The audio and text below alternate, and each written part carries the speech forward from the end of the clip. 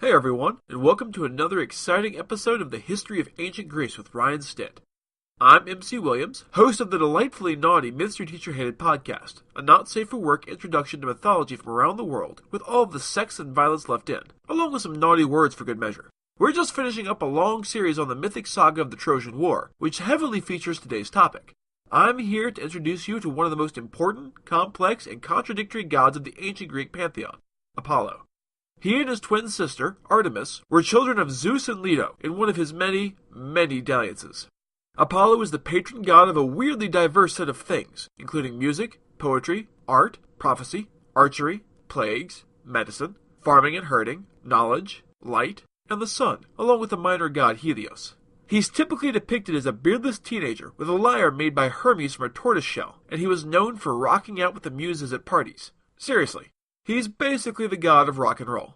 He was also one hell of a storyteller, so hopefully Apollo will smile on this episode of the History of Ancient Greece. So sit back, relax, and prepare to get some knowledge dropped on you.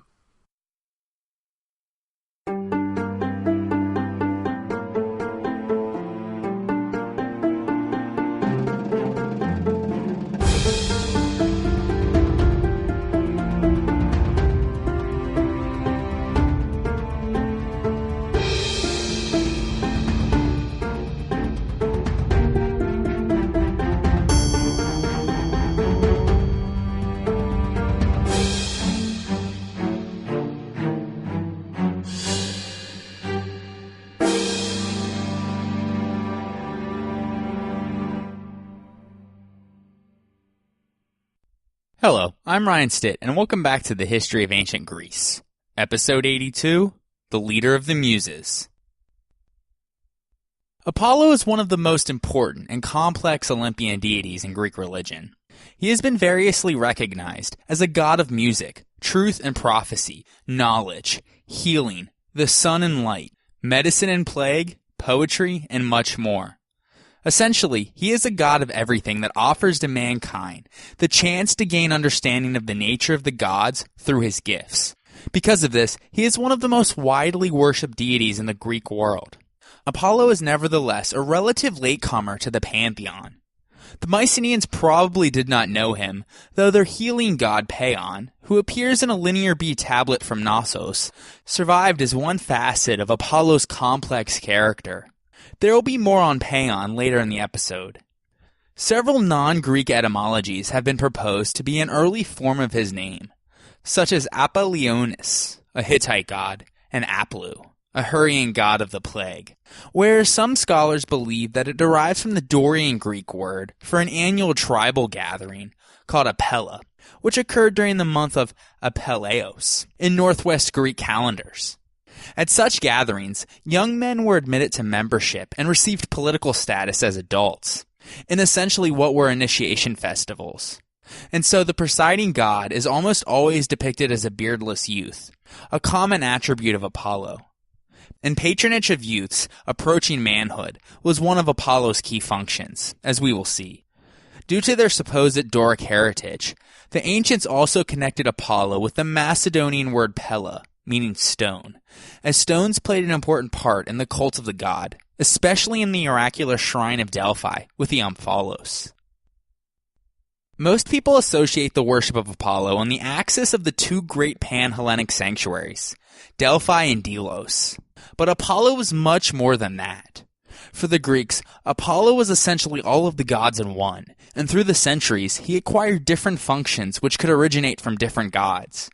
In archaic Greece, he was the oracular god who interpreted the will of Zeus and gave advice on everything from war and colonization to private dilemmas about marriage and family, which we described last episode. And in even older times, he was connected with healing and the plague. By the classical period, he was the god of light and of music, but in popular religion, he had a strong function to keep away evil. Scholars generally believe that there were three components in the early history of Apollo's worship: a Dorian Northwest Greek component, a Cretan Minoan component, and a Syro-Hittite component. These three theories have been proposed for his origin, and they aren't mutually exclusive. The popular consensus, it seems, is that Apollo's worship originated in Asia Minor and then spread all over Greece during the migrations of the Late Bronze Age and Iron Age, where it integrated with numerous local deities, such as Mycenaean Paeon, Laconian Carnos and Hyacinthos, and Boeotian Isimus and Patus, whose attributes all had to do with the bucolic life, or the prevention of diseases and their cure. And so this mingling justifies the many features of the god. As a result, there are many myths surrounding the figure of Apollo, reflecting his many spheres of influences, and show that by the classical period, Apollo had become a symbol for the exemplary, well-rounded Greek youth to aspire. His most common attributes in art and poetry were the bow and arrow, the lyre, the sacrificial tripod, representing his prophetic powers, the laurel plant, which was used in expiatory sacrifices and in making the victor's crown at the Pythian Games, and the palm tree, because he had been born under one at Delos. Animals sacrificed to Apollo included wolves, dolphins, swans, cicadas, symbolizing music and song, hawks, ravens, crows, snakes, referencing Apollo's function as the god of prophecy, mice, and griffins, which were mythical eagle-lion hybrids of Near Eastern origin. As we know through numerous myths, Apollo fathered a lot of sons who became local heroes, founders of tribes and colonists. His son Epidaurus became a renowned eponymous hero of Epidaurus. Delphus, whom he had by Thea, the daughter of Castalius, became the eponymous hero of Delphi after he established his oracle there. Chiron was the founder of Chironia, and his son Amphissus became the colonist of Amphissa. With Minos's daughter, Acacallis, he fathered 3 sons, Chidon, Mellitus, and Naxos, who founded the homonymous cities. With Proclea, the daughter of Laomedon, king of Troy, he fathered Tennis, who became the eponymous hero of the island Tenedos. Tennis fought in the Trojan War and was killed by Achilles, an event that drove Apollo to cause his death later by directing an arrow of Paris at the hero's weak heel. These, of course, are just a few examples, and there are many more, as the Greeks love to claim a legendary foundation story for almost everything. The Athenians even boasted of their descent from Ion, the son of Apollo, an ancestor of the Ionian peoples. As we discussed in episode 53, in Euripides' play Ion, Apollo fathered Ion by Croeisa, wife of Xuthos. Croeisa left the young boy to die in the wild, but Apollo asked Hermes to save the child and bring him to the oracle at Delphi, where he was raised by the priestess. Because of Apollo's supposed fatherhood of their people, the Athenians thus worshipped Apollo Petrus, or the ancestor. In fact, the possession of domestic cults of Apollo Petrus and Zeus Herkios became one of the criteria for holding office in Athens. Because of their ancient kinship, the Athenians and the Ionians of Asia Minor had similar ritual calendars, and many of their common cults and festivals can be dated to the time before the Ionian migration. One of the shared Ionian Attic festivals was the Thargelia, held at the onset of harvest time around May on the 6th and 7th of the month of Thargelion, the birth dates of Artemis and Apollo, respectively. We discussed the Thargelia in great detail in episode 62. While the festival was taking place, the Athenians also sent sacred ambassadors, called theoroi, to Delos with sacrificial victims to Apollo and choruses for the musical competitions there. As we discussed in episode 76, the small Cycladic island of Delos was celebrated as the birthplace of Apollo and Artemis, and so it became a religious center for all Ionians. They were said to be born on Mount Kinthos, on the island, and so they both received the epithets Kynthios and Kynthogenes, meaning born of Kinthos. While Artemis was probably the original mistress of the early sanctuary on Delos, Apollo came to dominate it by the time of the Archaic period. He was thus worshipped as Delios, and there was held the Delia festival, with athletic and music competitions, similar to the Pythian Games in Delphi. The Homeric hymn to Apollo tells how the festival was celebrated with boxing, dancing, and song, and describes the Delian maidens who were famed for their choral songs in honor of the god. The Athenians, who controlled the sanctuary for much of its lifetime, twice purified the tiny island by removing burials, except for those of the heroes, and decreeing that all inhabitants had to leave if they were soon to give birth or die, since both childbirth and death were considered to bring pollution. In addition, an elaborate web of myth and ritual connected Delos with Athens and its hero Theseus. The Athenians believe that Theseus visited Delos after slaying the Cretan Minotaur, and with his companions performed a winding dance called the crane, which imitated the tortuous paths of the labyrinth. They danced around the famous Keraton, an altar constructed from the horns of goats, Apollo's favored sacrificial animal. Not surprisingly, Apollo, Artemis, and even Leto all possessed temples on the island of Delos. In Apollo's archaic temple stood a famous cult image, the work of the 6th century BC sculptors Tactius and Angelion. About twice life-sized and covered with hammered sheets of gold, the god appeared in the frontal pose of a kouros, holding a bow in his left hand and small images of the 3 kerates, or graces, in his right. Another feature of the Delian cult was the legend that the Hyperboreans, a mythical northern people whom Apollo visited every year, sent annual offerings of sacred things wrapped in wheat sheaths to his shrine. The mysterious offerings themselves seem to have some historical basis, though. As we discussed in episode 76, a Mycenaean-era tomb on the island was venerated as the gravesite of 2 Hyperborean maidens, and in the classical period, these offerings were conveyed by a long trade route until they reached Athens, where they were ceremoniously escorted to Delos. In several poetic pieces, such as Pindar's Odes, Apollo is considered to be the father of Aristeus, Asclepius, and other gods and culture heroes whose mission it was to heal and protect the people from disease and other misfortunes cast upon them. In Thessaly, Apollo abducted a beautiful huntress named Cyrene, who was the daughter of Hypsius, a king of the Lapiths, and carried her off to Libya, where she would become the eponymous foundress of a great city on the fertile coastal plain. From their union of love came about Aristeus.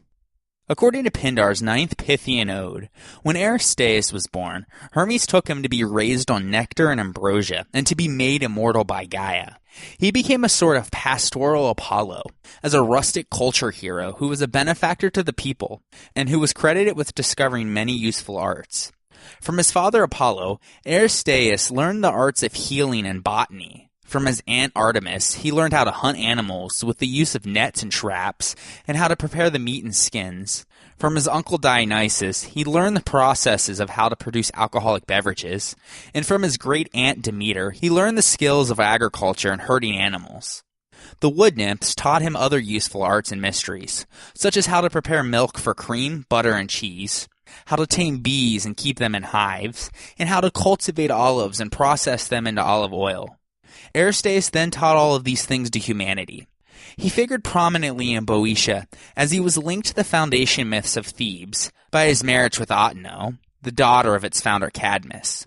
Their son was Actaeon, the young man who inherited the family passion for hunting, and who was tragically ripped apart by his own hunting dogs at the behest of Artemis, as we discussed in episode 76.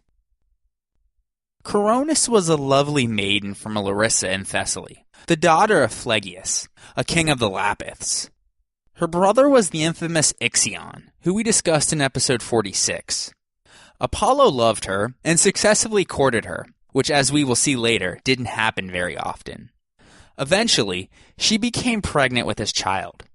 Even so, she did not really love Apollo, which is par for the course for him. And so while pregnant, she began to have an affair with a mortal named Ischys. The raven, which was Apollo's special bird, saw her and reported all of her actions back to Apollo. He disbelieved the raven, though, and as a result, he turned all ravens black, where they were previously white, as a punishment for what he thought was spreading untruths. When he finally believed the truth, though, he sent his sister Artemis to kill Coronis for her transgression, since he was unable to bring himself to perform the task, and then, feeling pity for what he did earlier, he made the ravens sacred and gave them the task of announcing important deaths.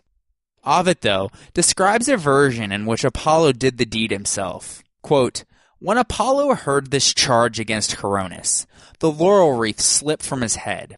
His expression changed, and the color drained from his cheeks. As his heart burned with swollen rage, he took up his usual weapons and bent his bow to string it.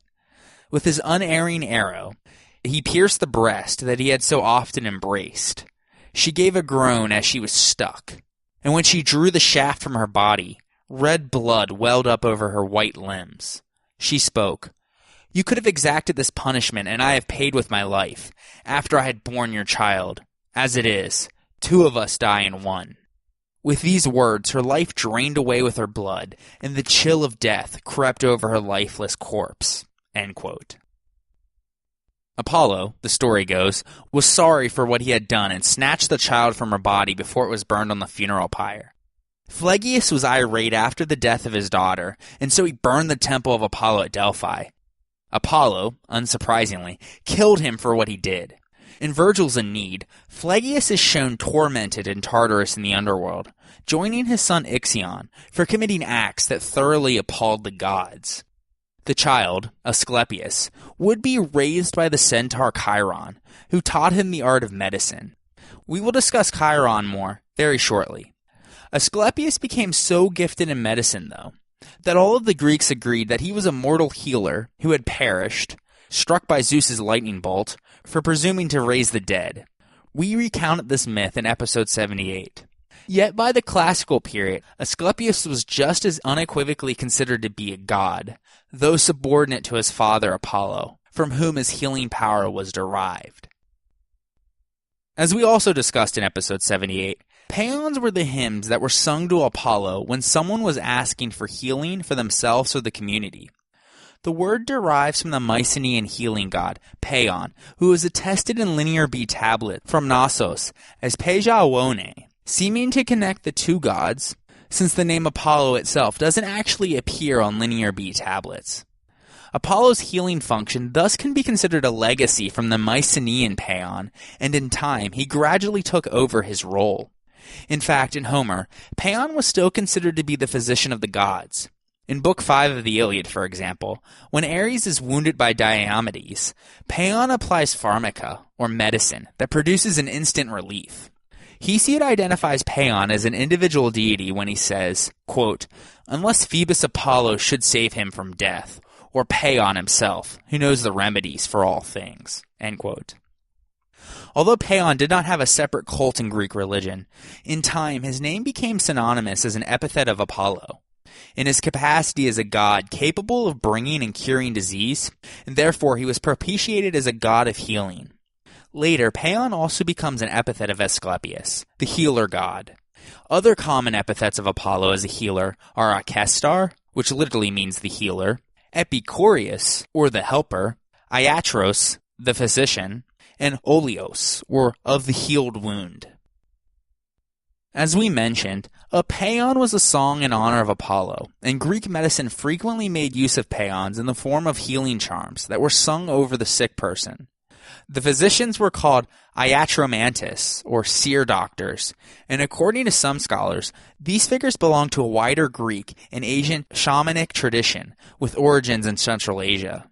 They used an ecstatic, prophetic art, similar to what Apollo was said to use with his oracles. This ecstatic, meditative practice was called enkoimesis, or incubation.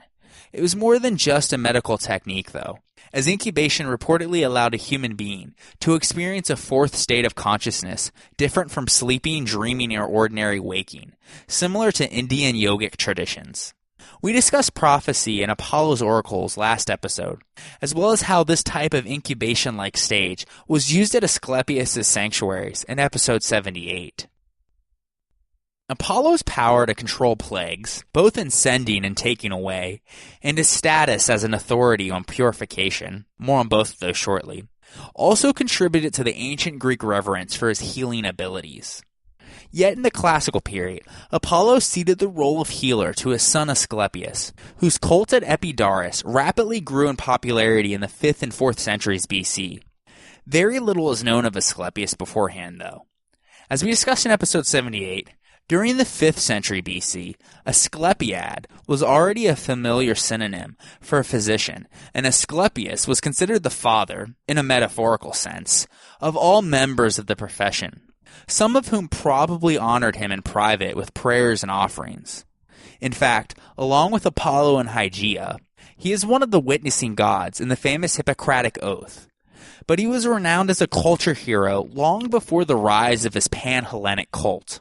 Homer in the Iliad speaks of Asclepius as the blameless physician, who is father to the heroes Machaon and Podalirios, and connects the family with Trica in Thessaly, and Ithome and Oikalia, both in Messenia, where there were early traditions about Asclepius' birth.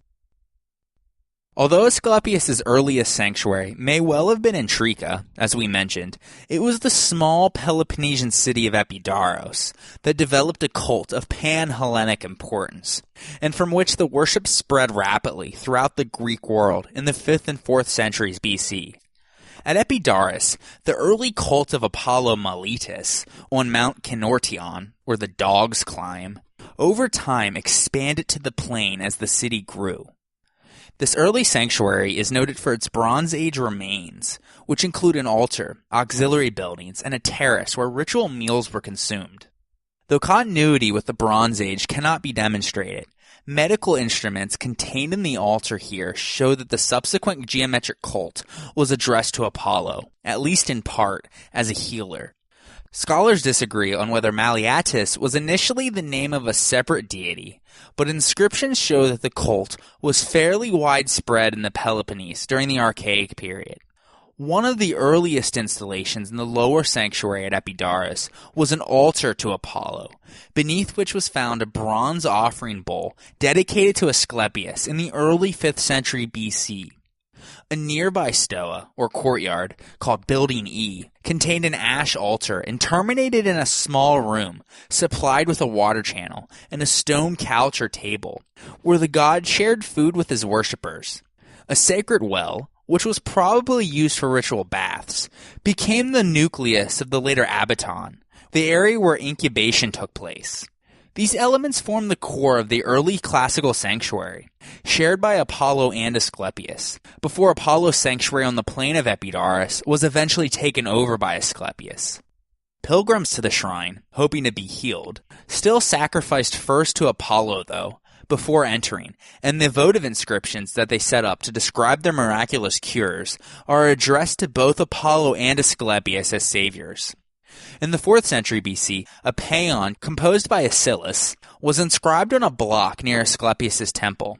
It describes how a sacred procession of Epidaurus' best men carried garlands of laurel to Apollo's temple and shoots of olive to Asclepius. Neither Asclepius' precinct nor Apollo's shrine on Mount Kinortion possessed a monumental temple until the 4th century BC, though. As we mentioned, beginning in the 5th century BC, Asclepius' popularity increased rapidly, and his worship began to be exported, often by grateful pilgrims who had been healed by the god and wished to establish branch cults in their hometowns. Important cults at Corinth and Athens were among the earliest offshoots. Still, though, it was not until the 4th century BC that the great prosperity of the sanctuary resulted in major architectural elaboration, which has been documented in a collection of inscriptions detailing the financial and legal arrangements. The new structures, beginning as early as 380 BC, included a Doric temple of Asclepius, a large abaton that incorporated the sacred well, and a mysterious circular building called the Thymelae, which concealed below its floor level a maze-like arrangement of concentric rings around a central chamber. The stadium and famous theater came later, though only slightly, as Asclepia, with musical and athletic competitions, were recorded to be taking place there in Plato's dialogue, Ion. Through hymns, dedications, and cultic iconography, we know that Asclepius was worshipped in conjunction with a family group who personify aspects of healing.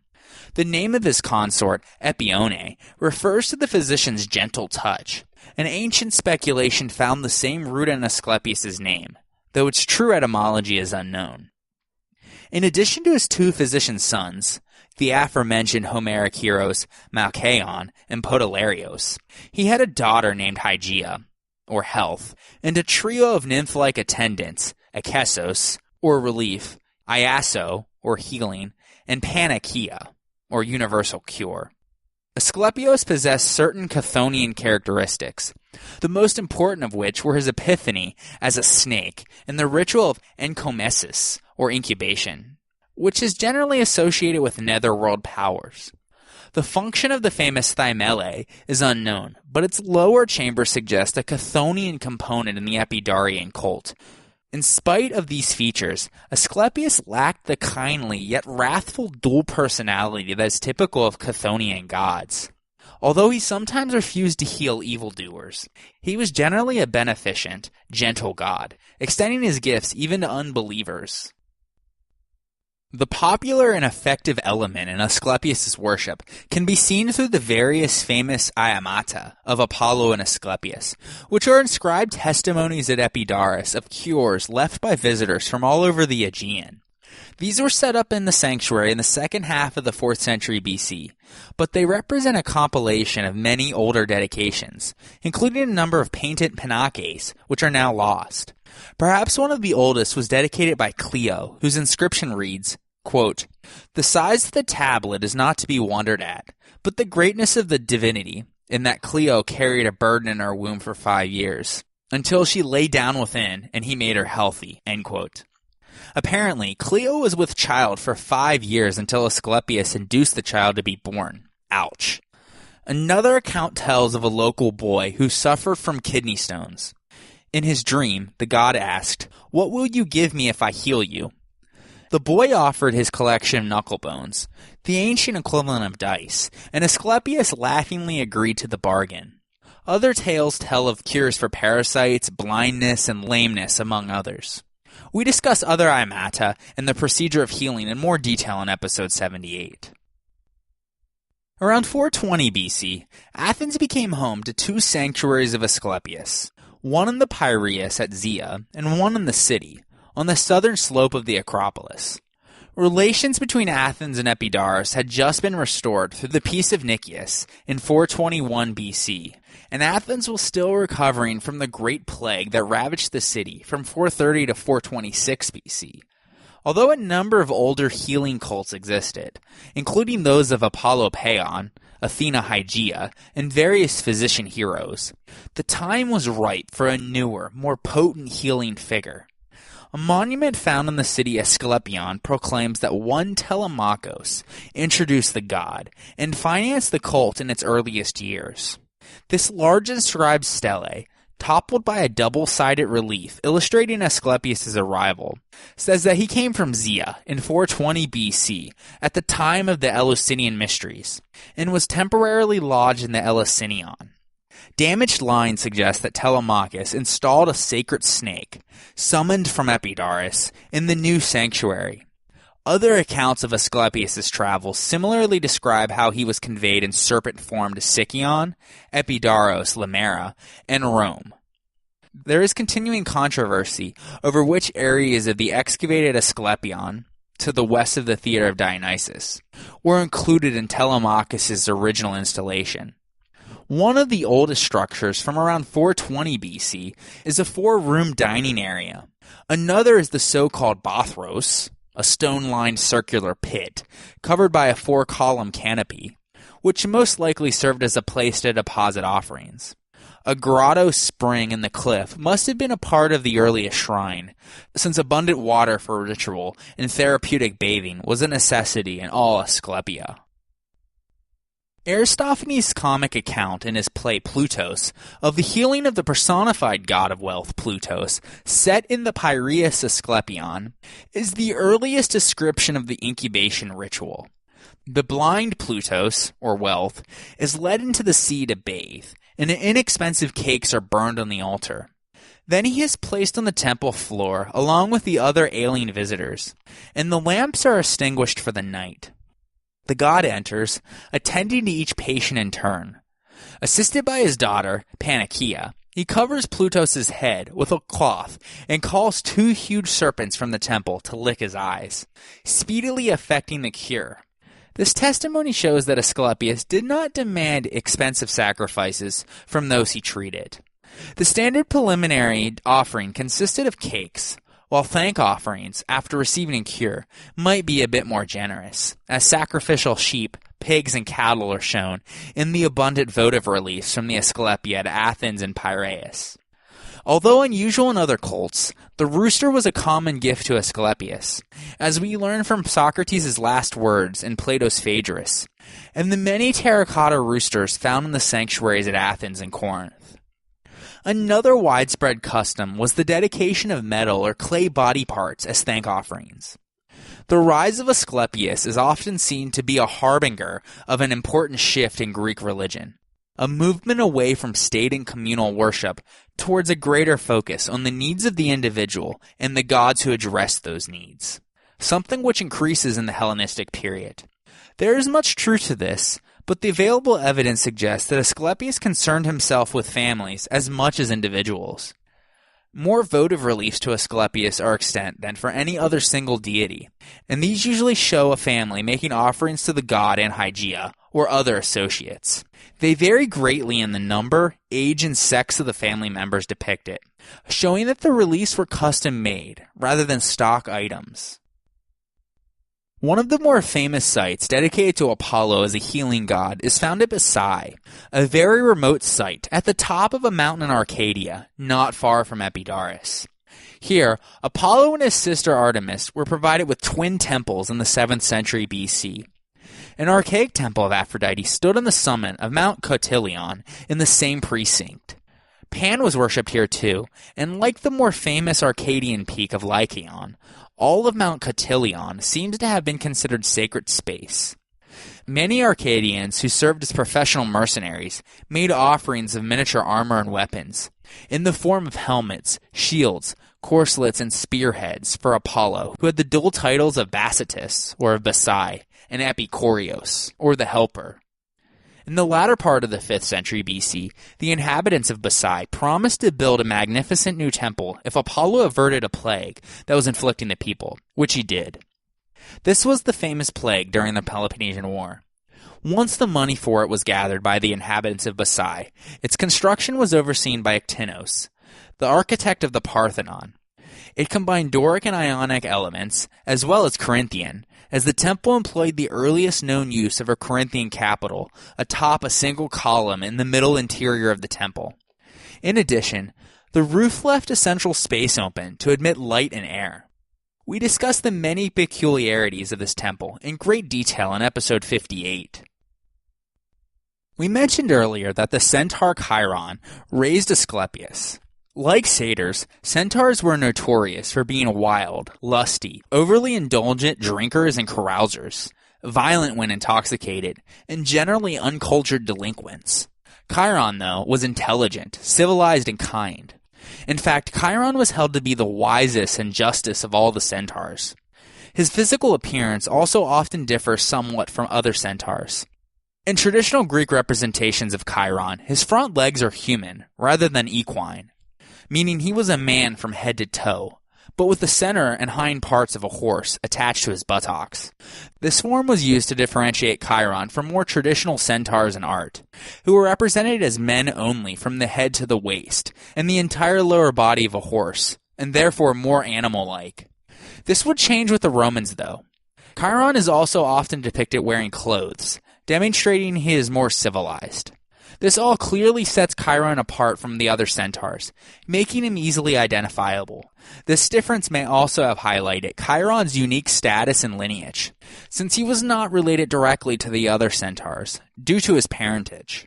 We discussed how centaurs came into being in episode 46, with Ixion, Nephili, Centauros, and the Magnesian mares. Chiron, by contrast, was said to be sired by the Titan Kronos when he had taken the form of a stallion and impregnated the nymph Philyra, a daughter of Oceanus and Tethys.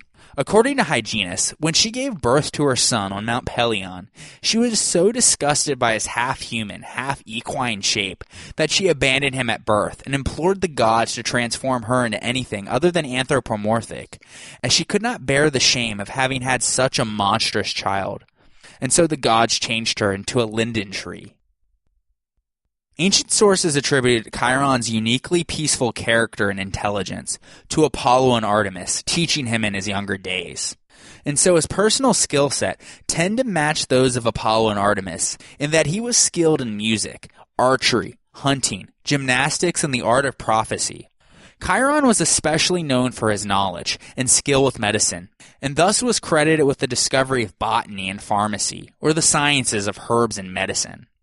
Chiron lived predominantly on Mount Pelion in Thessaly, where he married the nymph Chariclo, who bore him 3 daughters and a son. One of those daughters, Endace, became the wife of Aeacus of Aegina, who was the mother of the heroes Telamon and Peleus, and the grandmother of Ajax and Achilles. A great healer, astrologer, and respected oracle, Chiron was notable for his youth-nurturing nature, and thus he was highly revered as a teacher and tutor, as many prominent young men of Greece came to his home to be trained. Statius, a 1st century AD Roman author, in his Achilleid, which is an epic poem of the life of Achilles, creates an image of Chiron that is not only a loving father figure, but a strict and wise teacher, disassociated with the bestial aspects of centaurs. Among his pupils were many of the culture heroes of Greek myth, including the aforementioned Aristeas, Asclepius, Telamon, Peleus, Achilles, and Ajax, as well as Actaeon, Caeneus, Perseus, Jason, Heracles, and Theseus. Chiron is also connected with many of the Argonauts, whom he received kindly when they came to his residence on their voyage, as many of these heroes were his friends and pupils. Like the other centaurs, Chiron was later expelled by the Lapiths from his home, but sacrifices were offered to him there by the Magnesians until a very late period, and the family of the Chironidae in that neighborhood, who were distinguished for their knowledge of medicine, were regarded as his descendants. Some sources speculate that Chiron was originally a Thessalian god, later subsumed into the Greek pantheon as a centaur. Chiron's nobility is further reflected in the story of his death. As the son of Cronos, he was immortal, so it was left to Heracles to arrange a bargain with Zeus to exchange Chiron's immortality for the life of Prometheus, who had been chained to a rock and left to die for his transgressions, which we discussed in episode 2. Chiron was pierced with an arrow belonging to Heracles that had been treated with the blood of the Hydra, or in other versions, poison that Chiron had given to the hero when he had been under the centaur's tutelage. According to Asclepius on Theocritus, this had taken place during the visit of Heracles to the cave of Phlous on Mount Pelion in Thessaly during his 4th labor, the Erymanthian boar. Phlous, like Chiron, was a civilized centaur, and indeed, in art he sometimes shared the human centaur form in which Chiron was usually depicted. To further account for the unusually civilized behavior of Phlous, the mythographer Apollodorus wrote that his parents were Silenus and one of the Mellii, thus differentiating him genealogically from the other centaurs, as Chiron was known to be. Anyways, while they were having dinner, Heracles asked for some wine to accompany his meal. Well, it just so happened that Phlous had been given a vessel of sacred wine by Dionysus some time earlier to be kept in trust by the centaur until the right time for its opening. But at Heracles' prompting, Phlous begrudgingly produced the vessel of sacred wine. Heracles then grabbed it from him and forced it open, at which point the fragrant vapors of the sacred wine wafted out of Phlous' home in a cave and intoxicated a group of wild centaurs, led by Nessus, that had gathered outside. They were driven characteristically mad and charged into the cave, attacking Heracles with stones and fir trees. Heracles was forced to shoot many arrows, poisoned with the blood of the Hydra, to keep them at bay. And during the assault, Chiron was hit in the thigh by one of the poisoned arrows. After the centaurs finally gave up and had fled, Phlous emerged from the cave to observe the destruction.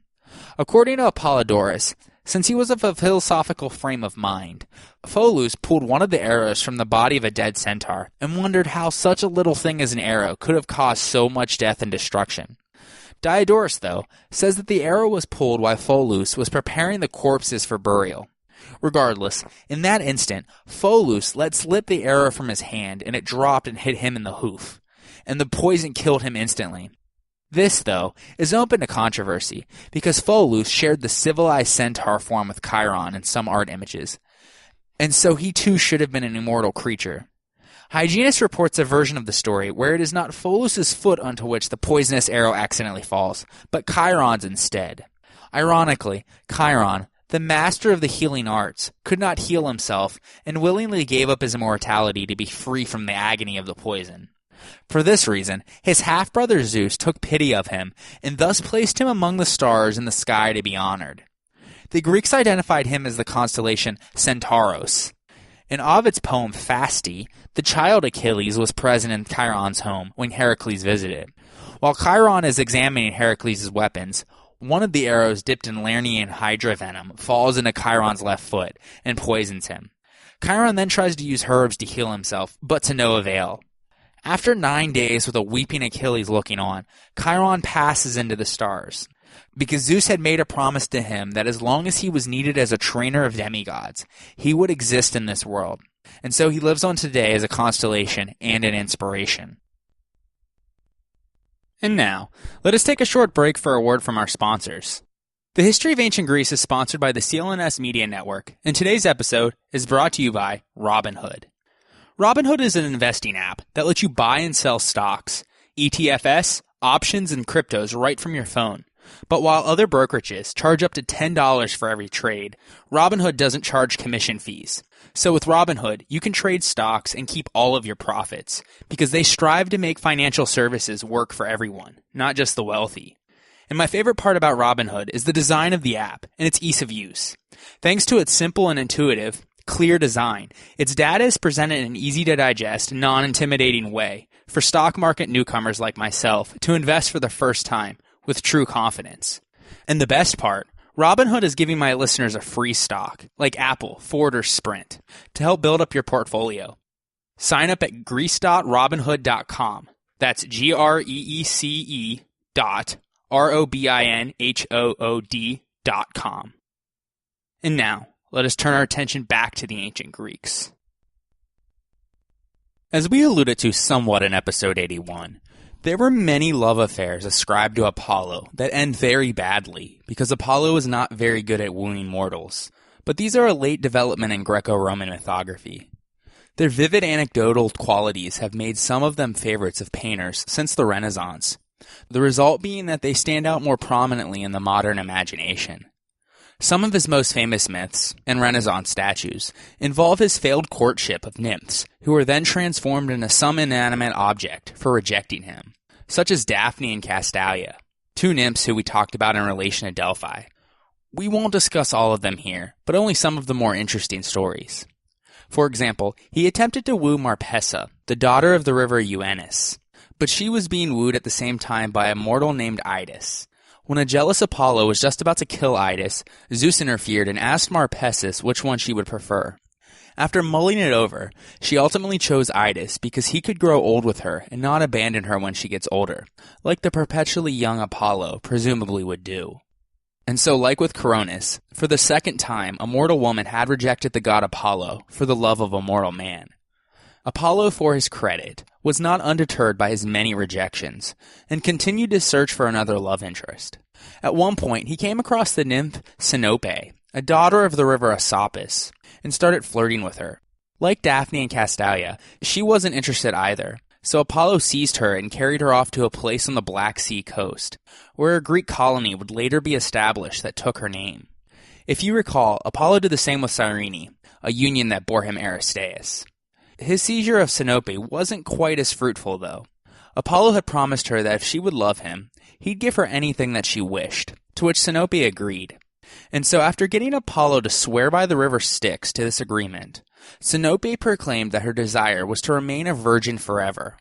Apollo, having been tricked again, reluctantly ceded to her wishes and then moved on to the next object of his affection. When Apollo pursued a nymph named Ancantha, she rebuffed his advances too, and even scratched his face while trying to get away from him. As a result, the ever-spiteful Apollo transformed her into the Acanthus, a plant with spiky and spiny leaves.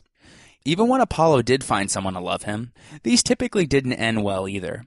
For example, Leucothea was a daughter of Orchamos, and the sister of Clytia. She fell in love with Apollo Helios in his role as a sun god. More on that shortly. Anyways, one night Apollo had disguised himself as Leucothea's mother in order to gain entrance to her chambers. Clytia, who was jealous of her sister because she wanted Apollo Helios for herself, told the truth to their father Orchamos, betraying her sister's trust and confidence in her. Enraged, Orchamos ordered Leucothea to be buried alive. A saddened Apollo thus refused to forgive Clytia for betraying his beloved, and a spurned Clytia, who was in love with Apollo, wilted and slowly died from her grief. Apollo then changed turn to a type of incense plant, either heliotrope or sunflower, which follows the sun around every day. So apparently Apollo had the love of two sisters and couldn't even manage to get that to work out. Occasionally, in myth, Apollo showed an interest in young boys. This may seem odd to modern sensibilities, but we should keep in mind that to the ancient Greeks, the love between a man and a young boy, whom he trains in the ways of warfare and manly responsibilities, was often viewed as more intense and pure than the love between a man and a woman, as we discussed in episode 71. In particular, Apollo fell in love with a young boy named Cyparissus, a descendant of Heracles who had a favorite stag that followed him everywhere. One day they were out hunting, and Cyparissus shot an animal in the bushes, not knowing it was his pet, and so he had accidentally killed it. When he started to cry, Apollo said that he would give him anything just to cheer him up. But again, this didn't turn out quite like Apollo had hoped either, as Cyparissus asked him if he could cry forever. So Apollo, reluctantly, granted him his request, and when he dried up, Apollo then turned him into a cypress tree, named after him, and which was said to be a sad tree because the sap forms droplets like tears on the trunk. Similarly, Hyacinthus was a young Spartan prince loved by both Apollo and Zephyr, the west wind. When Apollo was practicing throwing the discus with the boy, Zephyr became jealous and caused a strong wind to blow Apollo's discus off course, hitting Hyacinthus in the head and killing him instantly. According to Ovid, Apollo was filled with intense grief, and from Hyacinthus' blood, he created a flower and named it after the young boy in his memory, the hyacinth. Apollo's tears, though, stained the flower, and so inside can be seen the letters II, which in Greek mean alas, so it is a symbol of mourning. It has been suggested that Hyacinthus was a pre-Hellenic divinity, supplanted by the Dorian god Apollo through the accident of his death, to whom he remains associated in the epithet of Apollon Hyacinthios, and so the myth serves to link him to local cults and to identify him with Apollo. The name of Hyacinthos is certainly of pre-Hellenic origin, as indicated by the suffix "inthos," which is also found in the Luwian language of Anatolia. Hyacinthos is sometimes even thought to be Minoan in origin. The month and festival named after Hyacinthos are common in Dorian cities, but most of our evidence comes from the cult of Amyclae outside of Sparta, where he was worshipped as a divine hero beloved by Apollo. A temenos, or sanctuary, grew up around what was alleged to be his burial mound, which was located at the feet of Apollo's cult statue, a colossal bronze figure that stood in the open air. It drew on Near Eastern iconography, showing Apollo as a helmeted warrior with a bow in one hand and a spear in the other. This image, created in the late 7th or early 6th centuries BC, was unusual for several reasons. It did not possess a fully human shape, but took the form of a huge bronze pillar with sculpted face, feet, and hands. Colossal statues were celebrated in the classical period, but most archaic cult images were considerably smaller than life-size. The size of the Apollo, estimated by Pausanias at 15 meters, explains why there was no temple to house it, for buildings of such height were beyond the technology of the day. Instead of a temple, the image was displayed in an elaborately decorated enclosure known as the throne, which was added about a century after the statue was erected. The festival itself combined the worship of Apollo Amycleos and Hyacinthos. The Hyacinthia was celebrated at Sparta every year in the Spartan month of Hyacinthus in early summer, which corresponded with the Attic month of Hecatombion, or late June and early July. The festival lasted 3 days, and the details have been passed down to us through the descriptions in Athenaeus and Didymus. The first day was given over to mourning and solemnity for the death of the hero Hyacinthos. The blood of sacrificial animals were poured onto Hyacinthos' tomb through a bronze door in the side of the statue base, which also functioned as an altar. Other sacrifices were offered to the dead, banquets were stark and without pomp or decoration, and the sacrificial breads were very plain. By contrast, the second day was one of joyous celebration for his rebirth. The whole city joined the procession from Sparta to Amyclae, where both young boys and girls played the kithara and the aulos, and sang the glory of Apollo. Others participated in horse races, and numerous choirs competed, singing songs and dancing. The high point was the singing of the Paeon, the special hymn for Apollo. Amyclae was also the location of parades of carts decorated by the girls and women of Sparta. numerous sacrifices were offered, exclusively goats, with the occasion of the Copus, which were banquets where the citizens invited all of their friends and relatives. The helots also had the right to participate in these celebrations, as did any foreigners. As Athenaeus writes, quote, "They treat not only their countrymen, but any foreigners who happen by." End quote. The Copus took place under special tents known as skina, a characteristic trait of ancient country festivals.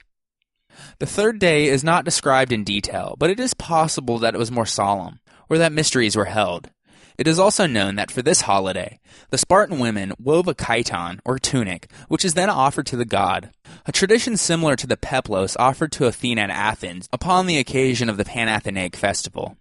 However, due to the statue's large size, we aren't sure if it was one large enough for the god to actually wear, or if it was symbolically given to him. The Hyacinthia was considered such a major Spartan holiday that Xenophon in his Hellenica reports that the Spartans interrupted their campaigns in order to be able to return to Laconia so as to participate. Pausanias writes that they even negotiated a truce especially for this purpose. According to Thucydides, upon the peace of Nicias, in order to prove their goodwill towards Sparta, Athens even promised to assist at the celebrations. Apollo Amyclaeus has drawn attention from scholars because his name appears on a bilingual inscription from Idalion in Cyprus, where he was equated with Reshet Mukal, a deity associated with plague in ancient Canaanite religion. The epithet Mukal, transformed to Amyklos, was carried at an early date to Gortyn in Crete, and from there to Sparta, supplying a name for both the cult and the town. It illustrates how Cyprus and Crete were conduits for cultural influences from the Near East during the formative period of Greek religion. Excavations at Amyclae have revealed evidence for nearly continuous activity from the Late Bronze Age, another unusual feature of the site. After serving as a sub-Mycenaean-era cultic site, the sanctuary began to receive dedications again in the 9th century BC, perhaps the date of Apollo's introduction. Another case of a pre-Hellenic deity whose cult was absorbed by Apollo is the ancient ram-headed god Karnos. For the Dorian Greeks of the Peloponnese and their overseas cousins, the late summer festival of Apollo Karneos, or of the Ram, was the most important of the year. It took place every year from the 7th to the 15th of the month of Karneus, or August, which is equivalent to the Athenian month of Metageitnion. The festivals involved dances by the young men and women of the community. And at Sparta, the Carneia grew into a major musical competition.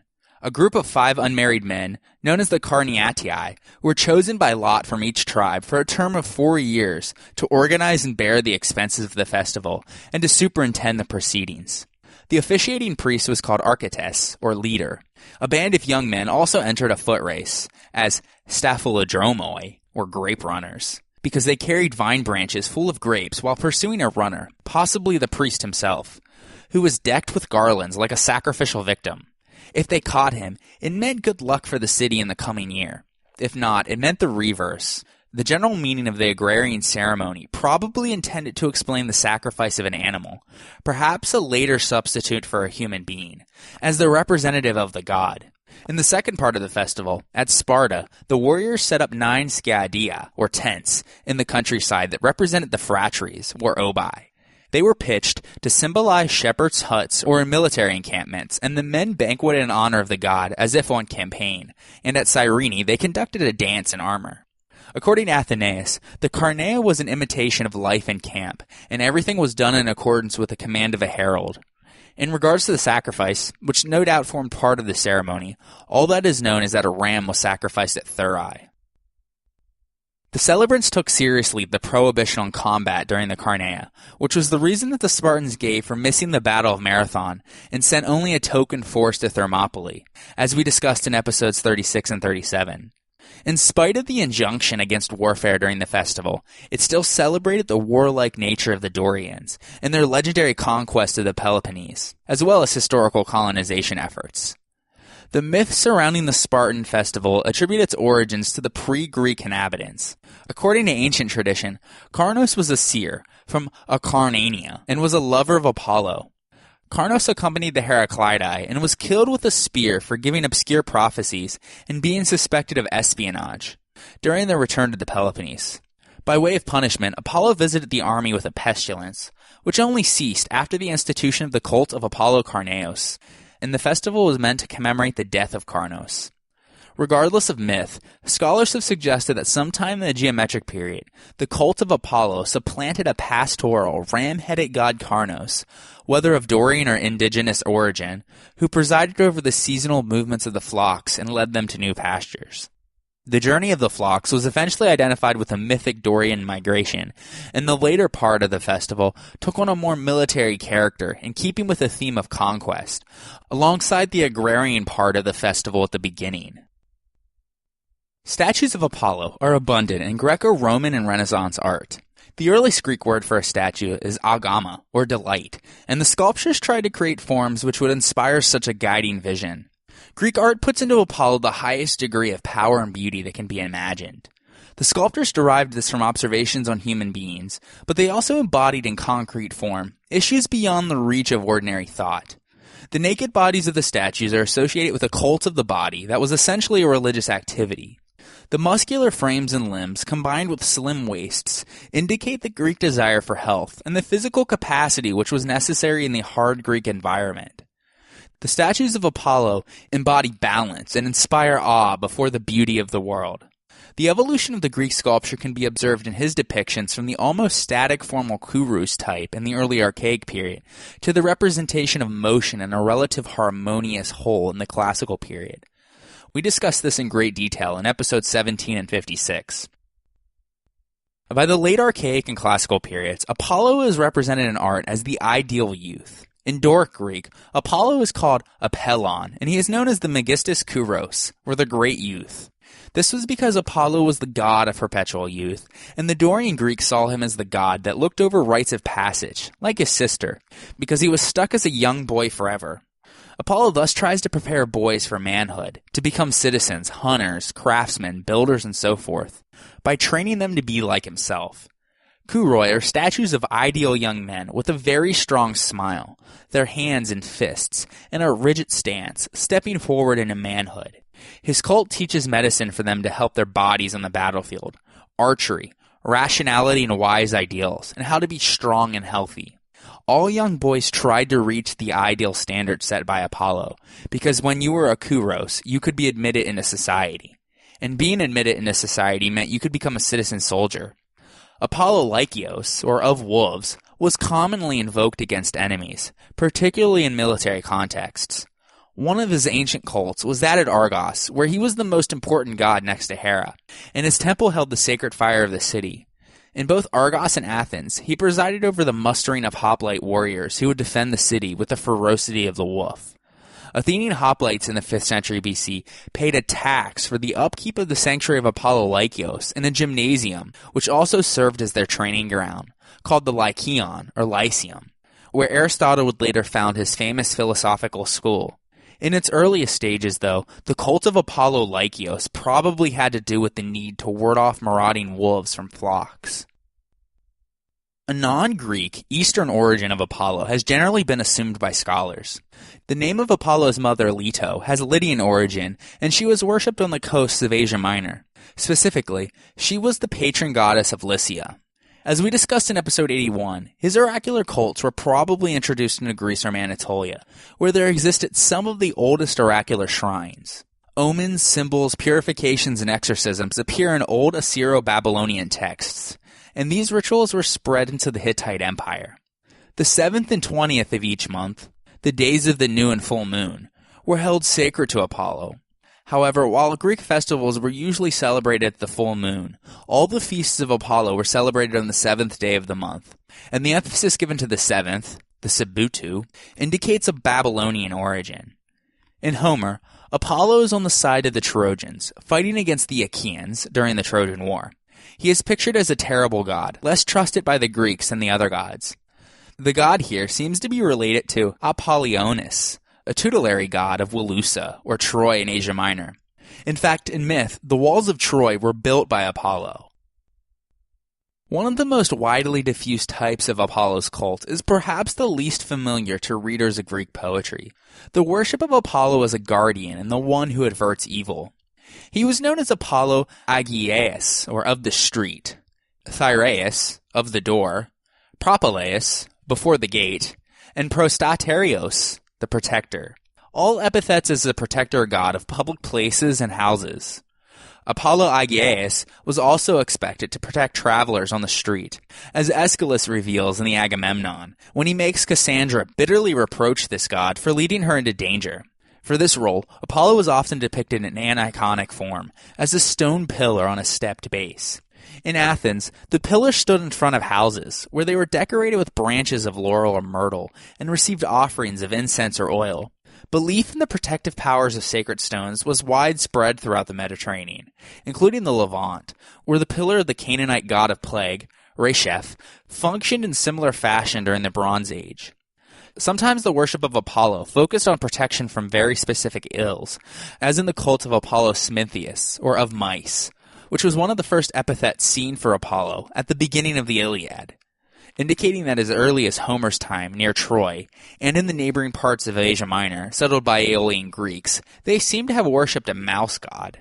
Similarly, Apollo is worshipped as Parnopius, or of locust.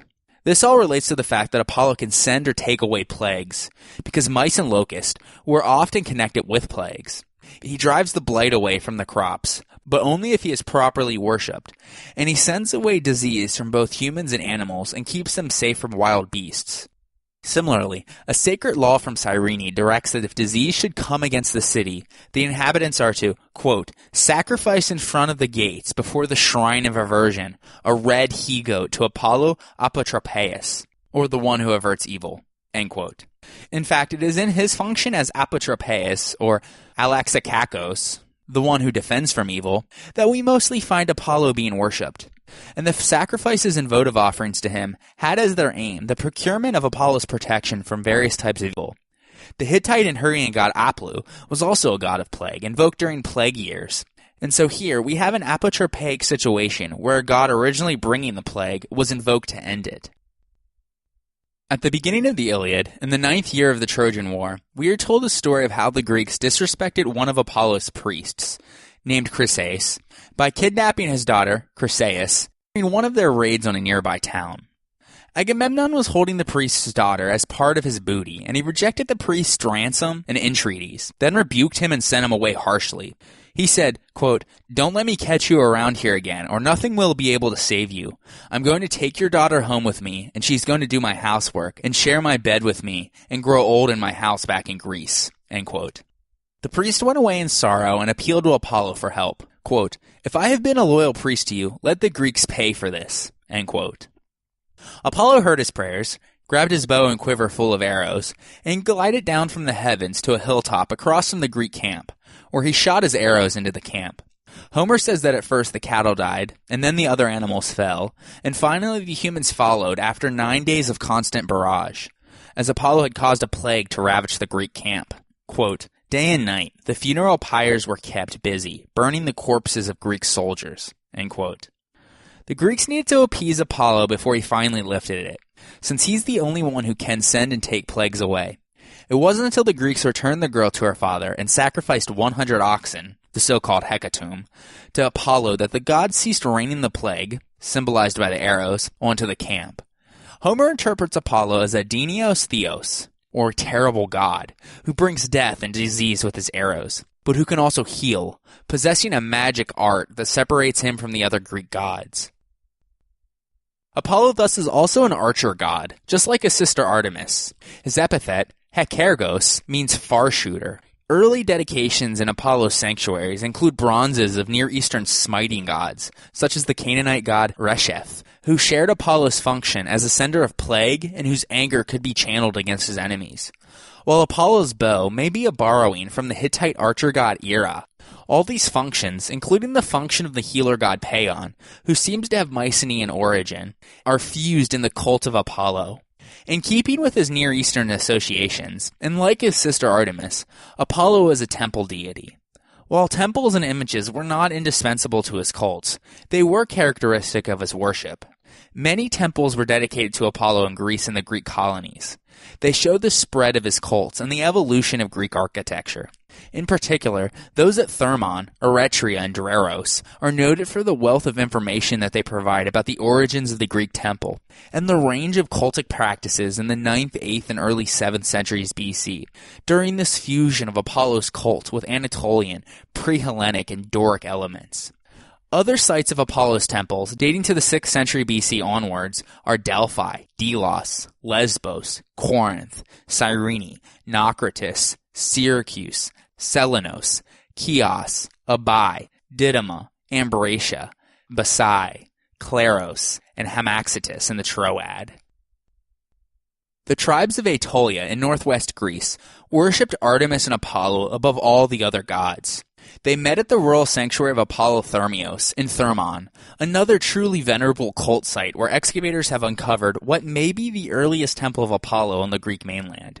It did not appear, as we might expect, on the future site of a large and prosperous polis, though.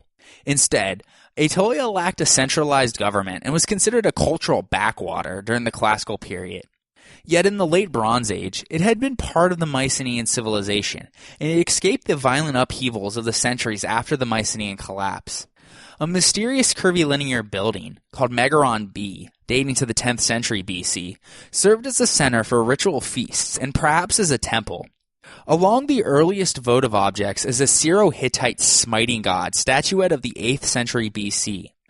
The 7th century BC peristyle temple, constructed atop Megaron B, had walls of mud brick, while its columns and entablature were wood. The roof was decorated with Gorgon masks. The surviving terracotta metapiece, rare examples of early Greek painting, show that the temple was Doric in style. They depict the myth of the nightingale and swallow, who were the transformed Procne and Philomela, as told by Ovid, and the triad of Apollo, Leto, and Artemis, who had her own temple here, as well as more gorgons, whose traditional function as architectural ornaments was to repel enemies.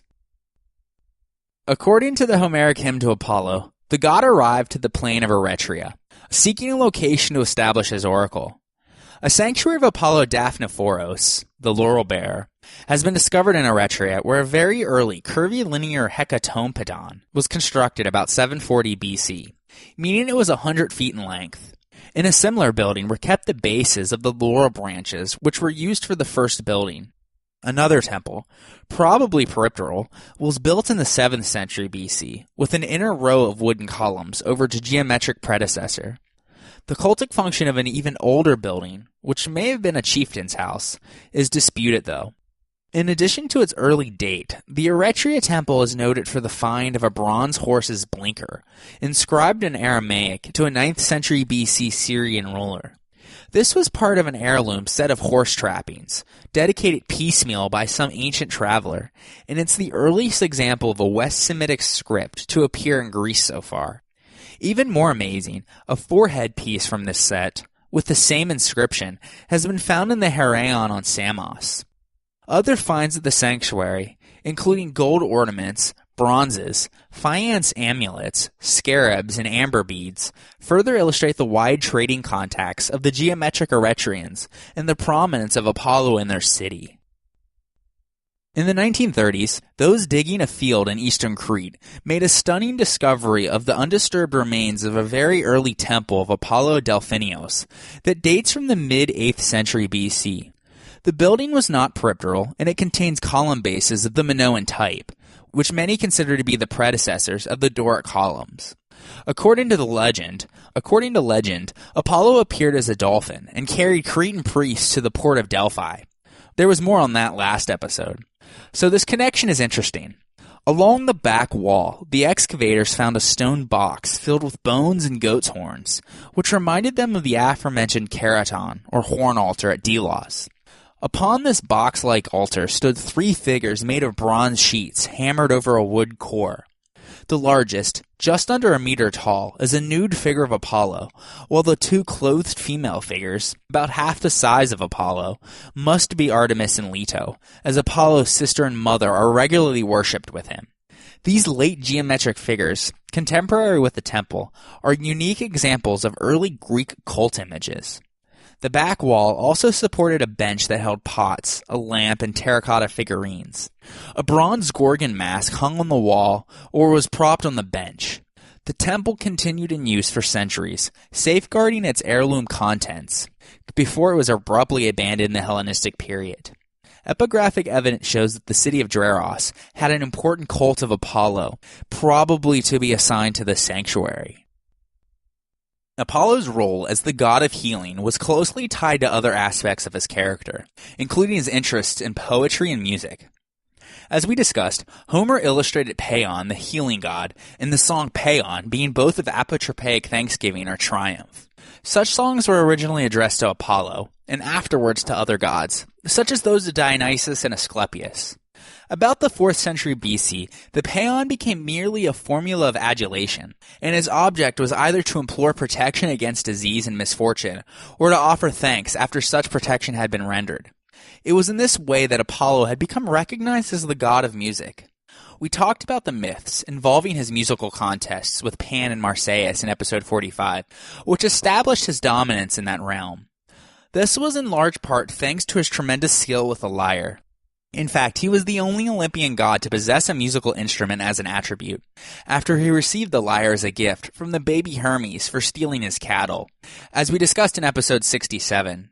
In addition, Apollo regularly appears in poetry with the Muses and other divine choruses. And so, as a patron of music and poetry, he was known as Musagetus, which literally means the leader of the Muses. Although few of his cults focused specifically on Apollo's patronage of poets and musicians, hymns and music were essential to his worship. That is because music requires both reason and harmony. Poetry and music elevate the mind to a new way of thinking by using words, sounds, and combinations of both that stir up the imagination in ways that plain language cannot. For this reason, poetry, according to the ancient writers, depends on the inspiration of the gods, that being the Muses in particular, and their leader Apollo, since the language itself is divine. Medicine is a secret of the gods, derived from their understanding of how nature is intertwined, of causes and effects, and of how the body functions in all its parts. All of these gifts from Apollo and all the functions that he is responsible for separate mankind from the animals and draw them closer to the gods. Yet even this is limited, since humans often misinterpret his oracles, which seem obscure to those who receive them, because they can't quite understand the language of poetry, and they do harm with medicine instead of good. The Musai, or Muses, were first mentioned by Hesiod. According to his account, which was generally followed by other writers in antiquity, they were the 9 daughters of Zeus and Mnemosyne, or memory. They were considered the source of the knowledge embodied in the poetry, dance, and music that were relayed orally for centuries in these ancient cultures.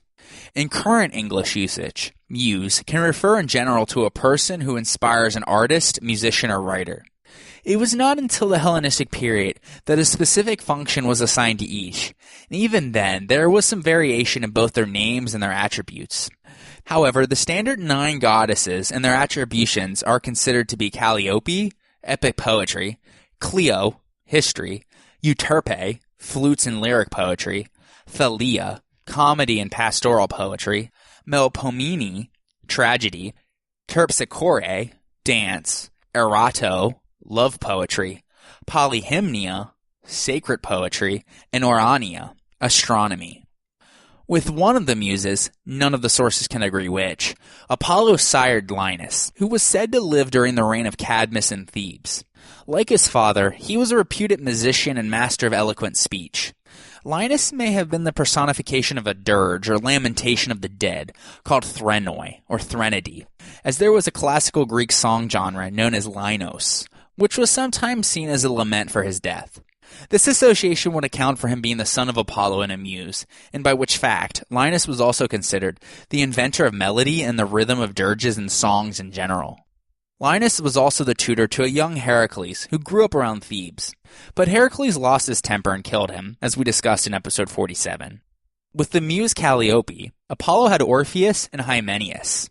Orpheus was a legendary musician, poet, and prophet in ancient Greek religion and myth, who we discussed in episode 81. Hymenaeus is one of the winged love gods, the Erotes, who is a god of marriage ceremonies that inspires feasts and song.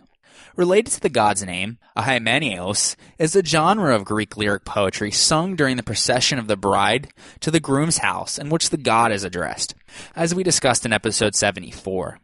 Finally, with the muse Thalia, Apollo had the Corybantes, who were young warriors that worshipped the Phrygian goddess Cybele with drumming and dancing, which we discussed in episode 55. So as you can expect, all of the offspring that Apollo had with the Muses in some form were involved with the arts.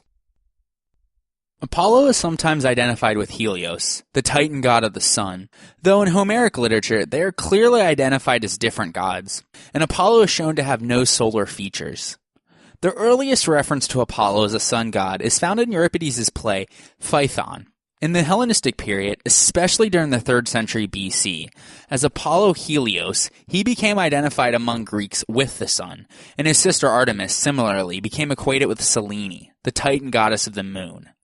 Apollo's epithet Phoebus, meaning shining or bright, was later also applied by Latin poets to Sol, the Roman equivalent of Helios, and it relates to the fact that Phoebus Apollo is both the sun god and the god of reason. And so he takes over the function of the older Hyperion, the titan of heavenly light, and his son Helios. There were also many who associated Apollo with Lycurgus, or dawn, referring to the first light of the day, and thus worshipped him under the name Lycius. The meaning of the epithet Lycius later became associated with Apollo's mother Leto, who was the patron goddess of Lycia. Another epithet used was Phanius, literally giving or bringing light. Despite these identifications, Apollo was never actually described by the Greek poets as driving the chariot of the sun, although it was common practice among Latin poets. Therefore, Helios is still known as the sun god, who drives his chariot drawn by horses across the sky during the day in connection to the sun. According to Athenaeus, when he gets to the other side, at the hours of sunset, Helios climbs into a large golden tripod in order to hide himself, and thus hide the sun, and then floats back over the tops of the ocean during the evening, passing from the Hesperides in the farthest west to start over again in the east the next day. Heracles, if you remember from episode 47, used this golden tripod while trying to retrieve the cattle of Geryon during one of his labors. Helios was sometimes characterized with the epithet Panoptes, or the all-seeing, because as the sun god, he sees all things, and he is consulted in various myths when information is needed to be learned. His wife was Perse, an Oceanid nymph, and daughter of Oceanus and Tethys. Their children were Aeetes, the ruler over Colchis and the father of Medea, Circe, the witch goddess, and Pasiphae, the wife of King Minos of Crete, and mother of Ariadne, Phaedra, and the Minotaur. The best-known myth involving Helios is that of his son Phaethon, with another Oceanid nymph named Clymene. The story is best told in Ovid's Metamorphoses, though as we mentioned earlier, Euripides wrote a play called Phaethon that is now lost. According to Ovid, Phaethon believed that the sun god Helios was his father, but after he was challenged by his playmates that this was a lie, he sought assurance from his mother that his father was really the sun god Helios. She gave him the requested assurance and told him to turn to his father for confirmation, and so he asked his father for some proof that would demonstrate his relationship with the sun. When the god swore by the river Styx to grant him whatever he wanted, he insisted on being allowed to drive the sun chariot for a day to prove his divine lineage.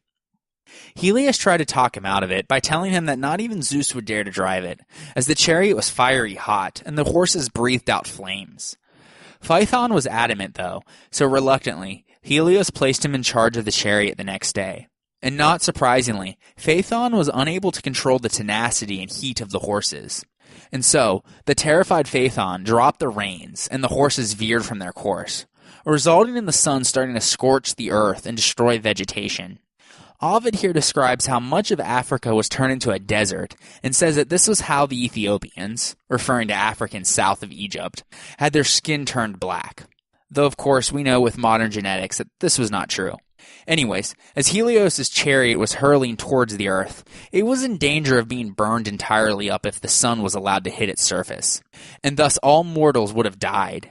And so to prevent this disaster, Zeus was forced to interfere by striking down the chariot with a thunderbolt, which killed Phaethon in the process.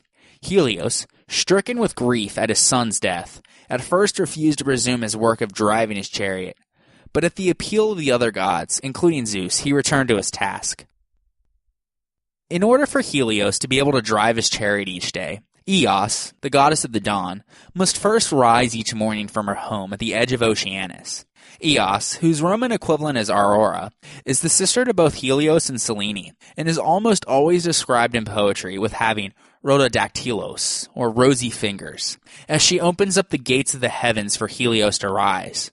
In Homer, her saffron-colored robe is embroidered or woven with flowers. Rosy-fingered and with golden arms, she is pictured on Attic vases as a beautiful woman, crowned with a tiara or diadem, and with the large, white-feathered wings of a bird. She was the mother of several notable Titan offspring, such as the four Anemoi, or winds, and the morning star, Eosphoros, all of whom she bore to the Titan Astraeus, whose name means of the stars. Included among the four winds were Zephyrus, the west wind, and the bringer of light spring and early summer breezes, Notus, the south wind, and the bringer of the storms of late summer and autumn, Boreas, the north wind and the bringer of cold winter, and Eurus, the east wind, and the only one of the four not associated with any of the seasons. According to Homer, the brightest of stars, Eosphoros, heralds the light of early rising dawn, and so Eos, preceded by the morning star, is seen as the genitrix of all of the stars and planets, and her tears are considered to have created the morning dew. Eos also fell in love several times with mortal men, and according to Pseudo-Apollodorus, it was the jealous Aphrodite who cursed her to be perpetually in love, and with an unsatiable sexual desire, because once Eos consorted with Aphrodite's sweetheart Ares, the god of war. This caused her to abduct a number of handsome young men, most notably Cephalus, Tithonus, Orion, and Cletus. In one of her more famous myths, she asked for Tithonus to be made immortal, but forgot to ask for eternal youth, which resulted him living forever as a helpless old man. According to Hesiod, Memnon was the son of Eos and Tithonus. He fought among the Trojans in the Trojan War, but was slain. In literary contexts, Apollo represents harmony, order, and reason. And just as the sun shines into the darkness, Apollo shines into the darkness of thoughts. Being the god of light and the sun, he overwhelms the darkness, and through the light he is able to unveil the forthcoming events and reveal every secret to the people. At his most famous temple of Delphi, which we discussed last episode, there are sayings inscribed by the wise men of antiquity, such as "Know thyself," and "Nothing in excess," because wisdom is what he promoted. His oracles transferred by the Pythia gave both humans and the gods appropriate advice to do the right thing in their lives. The Greek cities, as well as other foreign countries, received the gods' oracles and made decisions according to the advice they were given. Apollo is both near to humans, but far away from them at the same time. He is brought in close proximity to humans with his acts of purification and his servitude for mankind when he is punished by Zeus, as well as to the fact that he helps the youth. Yet he distances himself from humans when he takes vacations every winter. According to tradition, Apollo stays with a mythic race called the Hyperboreans, meaning very northerners, where the sun shone constantly and there was no darkness. Callimachus in his hymn to Apollo says that he rode on the back of a swan to the land of Hyperborea. They lived in a perpetual state of banqueting, music, and enjoyment. As we described in episode 55, Dionysus is the god of wine, who represents ecstasy and disorder, all characteristics that contrast with Apollo. However, the Greeks thought of these two qualities as complementary, not adversarial. The two gods are brothers, and it was Dionysus who took his place at Delphi during Apollo's absence each winter. When springtime came, Apollo returned bringing along light. Also, Apollo is widely unsuccessful with his attempts at his love affairs with humans. Other times in myths, Apollo appears as a bright, shining divinity, blinding them and not even saying anything. The humans were afraid when they see his divine power. This shows that although humans have a spark of the divine in them, the gods are still transcendent. Although the gods can relate to humans, they are truly far removed from them. And so that's Apollo.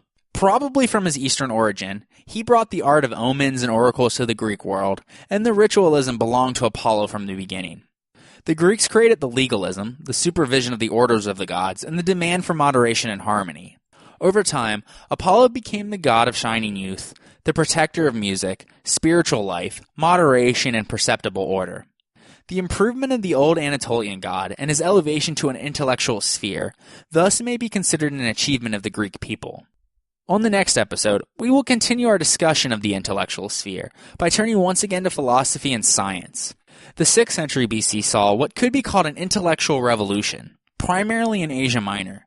But not to be outdone by their cousins, much progress would also be seen in the Greek mainland and Magna Graecia in the 5th century BC. So join me next time on the history of ancient Greece, episode 83, Philosophy and Science.